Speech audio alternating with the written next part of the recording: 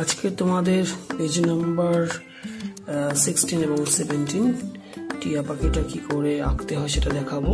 এখানে টিয়া পাখিটা দেখানো আছে, আমি সহজ করে দেখাই।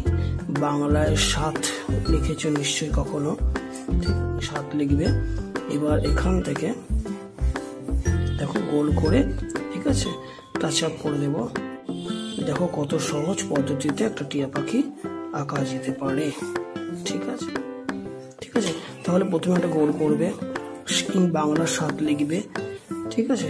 লিখে গলাটা করে দেবে, গোল করে অর্ধেক গোল করে পেট করে দেবে এবং পাখনাটাও করবে, ঠিক আছে।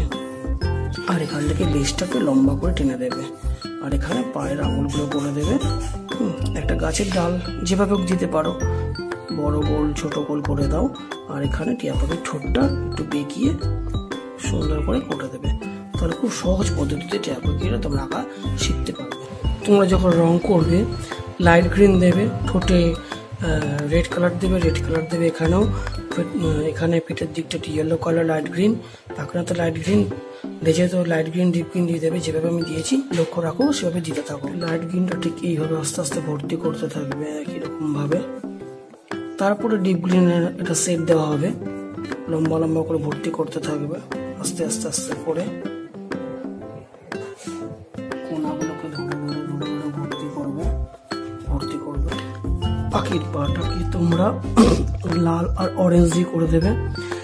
গাছের ডালটাকে ব্রাউন করে দেবে।